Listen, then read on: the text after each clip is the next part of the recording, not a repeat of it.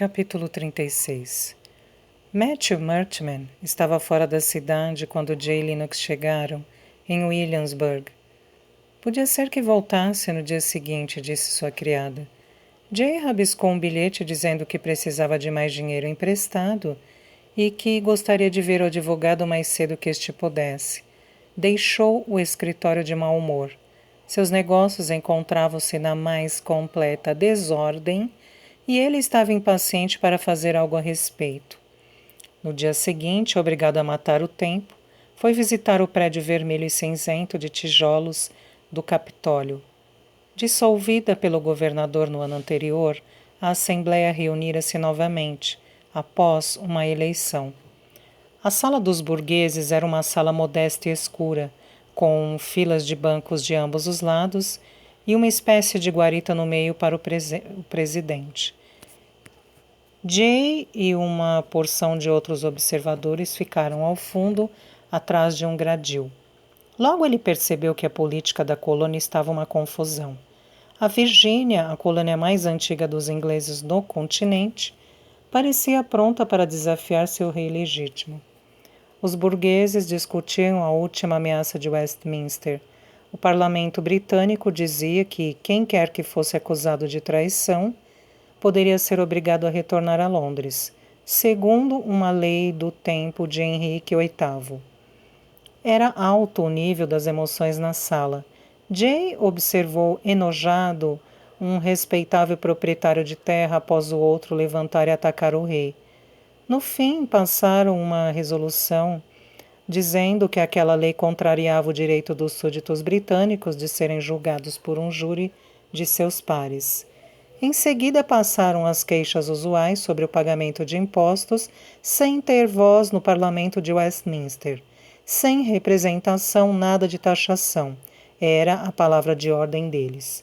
Desta vez, contudo, foram longe demais e afirmaram seu direito em cooperar com outras assembleias coloniais em oposição às exigências reais. Jay sentiu-se convicto de que o governador não podia deixar aquilo passar e tinha razão.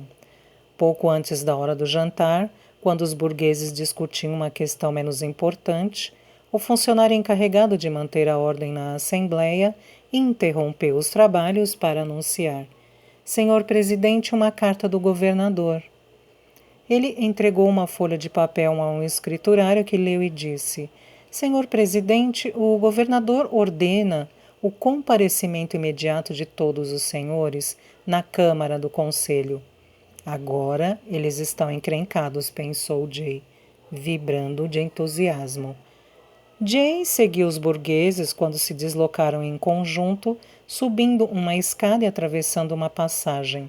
Os espectadores permaneceram no saguão do lado de fora da Câmara do Conselho e podiam observar o que se passava lá dentro, através das portas abertas. O governador Bottetour, a encarnação da ideia do punho de ferro em luva de veludo, sentou-se à cabeceira de uma mesa oval. Ele foi muito lacônico. Eu soube das suas eleições, das suas decisões, disse. Os senhores fizeram com que o meu dever fosse dissolver a Assembleia. Sendo assim, é o que faço neste instante.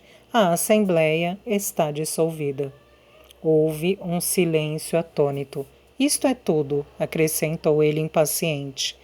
Jay disfarçou seu júbilo quando os burgueses lentamente saíram da câmara em fila, recolheram seus papéis no salão no andar de baixo e foram saindo para o pátio. Jay dirigiu-se para a taverna de Riley e sentou-se no bar. Pediu sua refeição do meio-dia e flertou com uma garçonete que estava se apaixonando por ele. Enquanto aguardava, viu muitos dos burgueses passarem na direção de uma das salas maiores nos fundos. Perguntou-se se estariam tramando mais traições. Quando terminou de comer, foi investigar. Conforme imaginara, os burgueses realizavam um debate.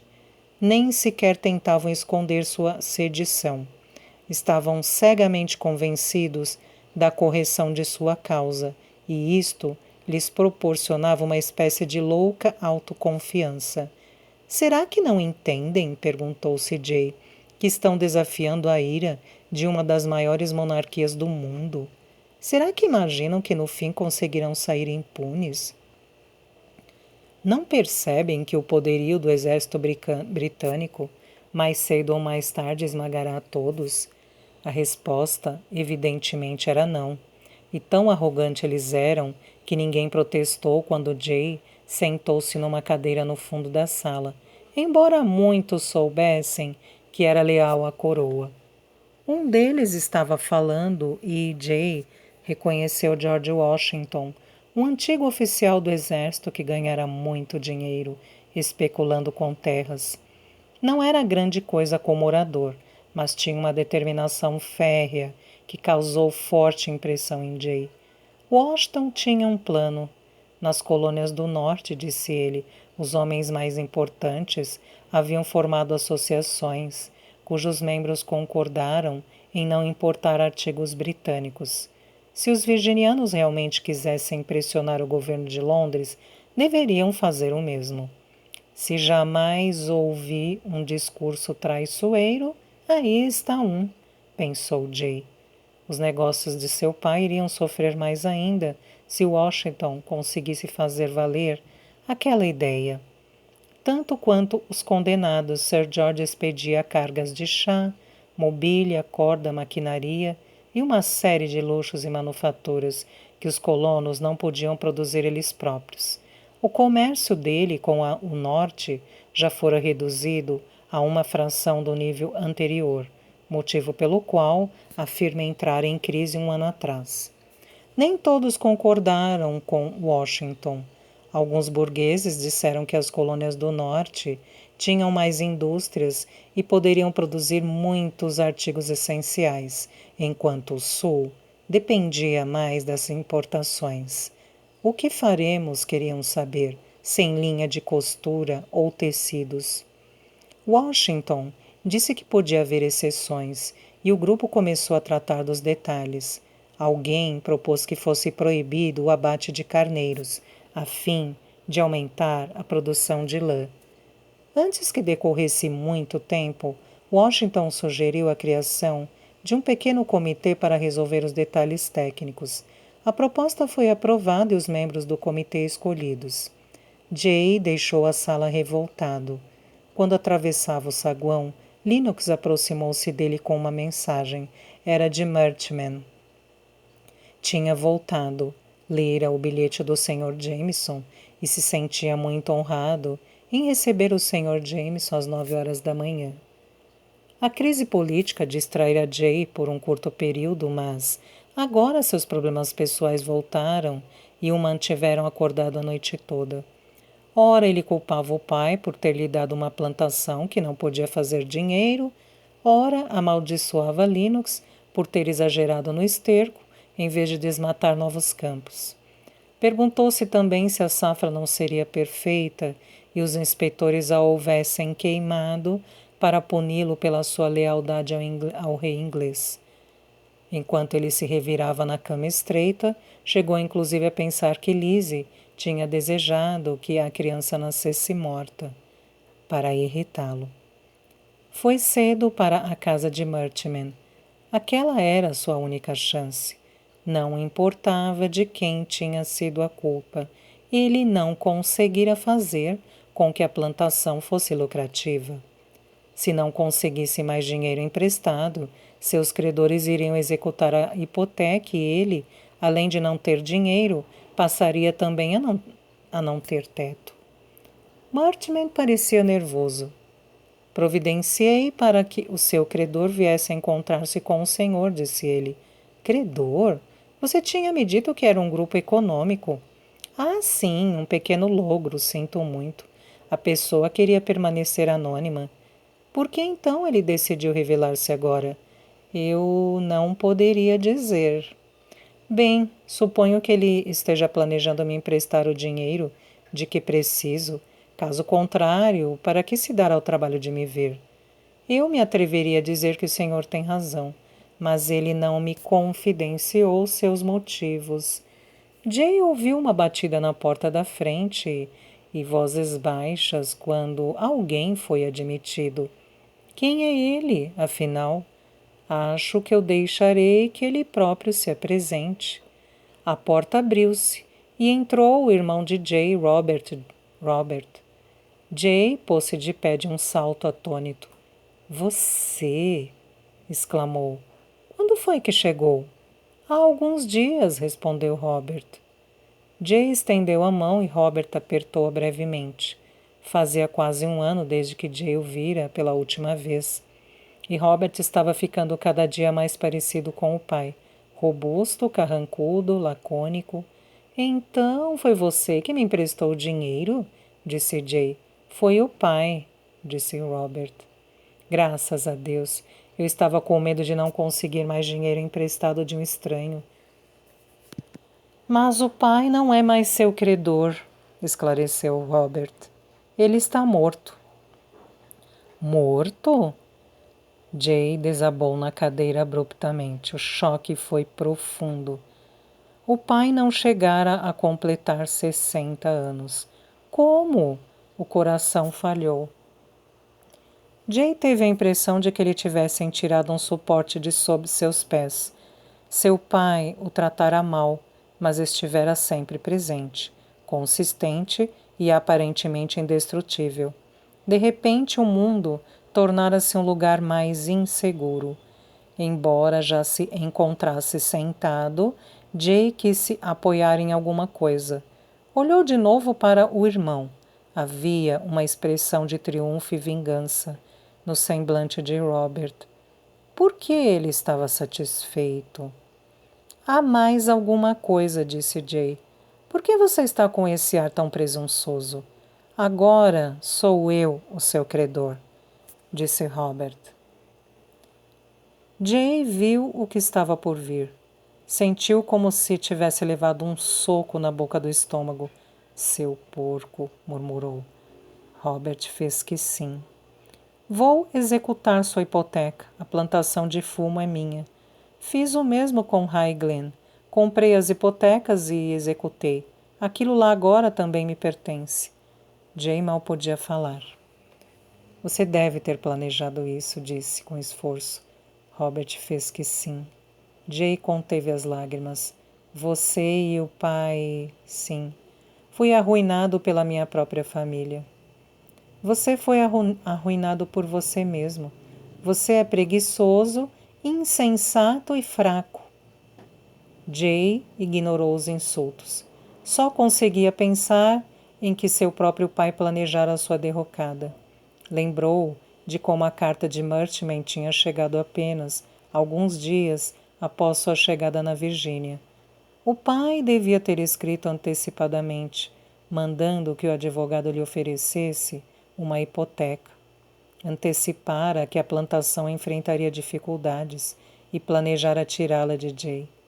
Seu pai estava morto, mas enviara aquela mensagem de rejeição do além-túmulo. Jay levantou devagar, com muito esforço, como um velho. Robert guardou silêncio, observando com uma expressão de escárnio e desdém. Murchman teve a delicadeza de agir, como se fosse culpado. Contrafeito, apressou-se a abrir a porta e segurou-a para Jay. Lentamente, Jay atravessou o saguão e saiu para a rua lamacenta.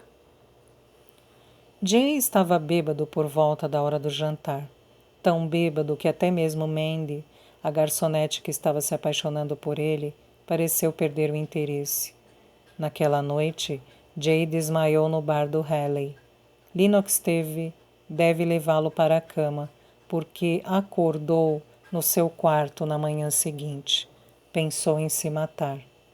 Não tinha nenhum motivo para continuar vivendo, nem casa, nem futuro, nem filhos. Jamais conseguiria ser alguma coisa na Virgínia, agora que fora à bancarrota e não tolerava a ideia de regressar para a Grã-Bretanha. Sua mulher o odiava e até mesmo Ophélia agora pertencia ao seu irmão. A única questão era saber se metia uma bala na cabeça ou se bebia até morrer. Bebia conhaque de novo às 11 da manhã, quando sua mãe entrou no bar. Quando a viu, pensou que talvez estivesse enlouquecendo. Levantou-se e encarou-a, assustado. lendo seus pensamentos, como sempre ela disse. Não, não sou um fantasma. Beijou-o e sentou-se. Quando recuperou a compostura, ele quis saber. Como foi que você me encontrou? Fui a Fredericksburg e me disseram que você estava aqui. Prepare-se para um choque. Seu pai morreu. Eu sei. Aquilo a surpreendeu. Como? Robert está aqui. Por quê? Jay contou a história e explicou que Robert agora era o proprietário, tanto de Highglen quanto da plantação. Eu receava que aqueles dois estivessem aprontando algo assim, disse ela amargurada. Estou arruinado, disse ele. Pensava em me matar. Ela arregalou os olhos. Robert não lhe contou o que estava no testamento do seu pai. De repente, Jay viu um brilho de esperança. Ele deixou alguma coisa para mim? Não, para você não, para o seu filho. Coração de Jay apertou de novo. A criança nasceu morta. Um quarto da herança foi para qualquer neto do seu pai, nascido dentro de 1 ano após a morte dele. Se não houver netos após 1 ano, Robert fica com tudo. 1 quarto é uma fortuna. Tudo o que você tem a fazer é engravidar a Lizzie de novo. Jay conseguiu forçar um sorriso. Bem, isso pelo menos eu sei fazer. Não tenha tanta certeza assim. Ela fugiu com aquele mineiro de carvão. O quê? Ela fugiu com McCash. Meu Deus! Ela me deixou e fugiu com um condenado.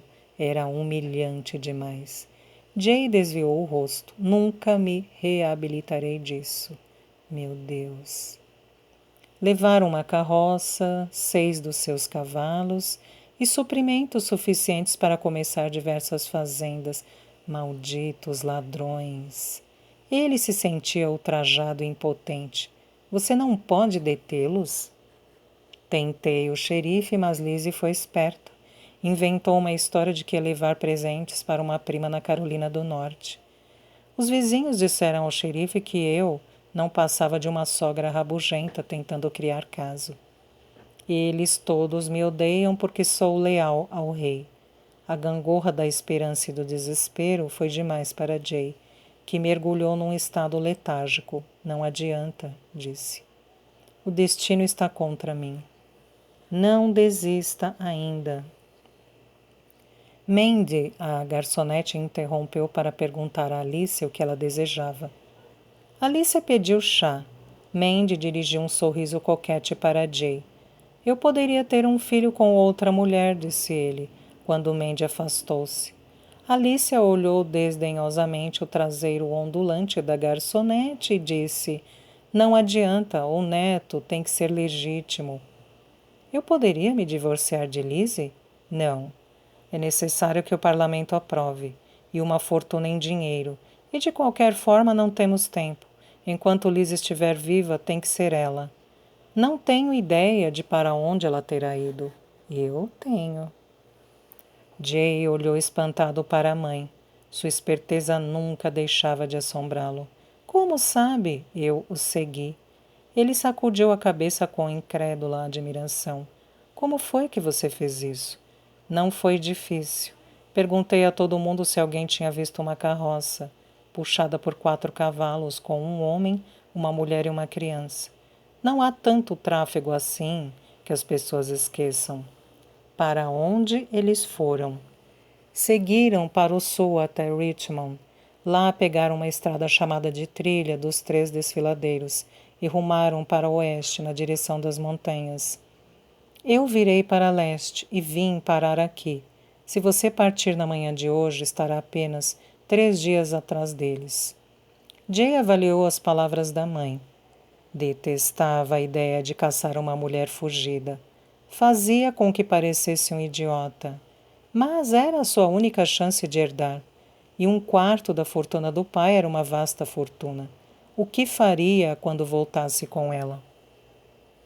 E se Lizzie não quiser voltar? Perguntou. O rosto de sua mãe exibiu as linhas severas da determinação. Há uma outra possibilidade, é claro, disse. Olhou para Mandy e depois voltou a dirigir o olhar frio para o filho. Você poderia engravidar outra mulher e desposá-la, e herdar, se Lizzie morresse de repente. Ele olhou fixamente para a mãe por um longo momento. Ela continuou. Eles estão se dirigindo para um território selvagem, despovoado, além do alcance da lei. Qualquer coisa pode acontecer lá. Não há xerifes, nem magistrados encarregados de investigar casos de mortes suspeitas. A morte súbita é normal e ninguém questiona. Jay engoliu em seco e quis apanhar o copo. Alicia estendeu a mão impedindo-o. Chega, disse ela. Você tem que se preparar para a viagem.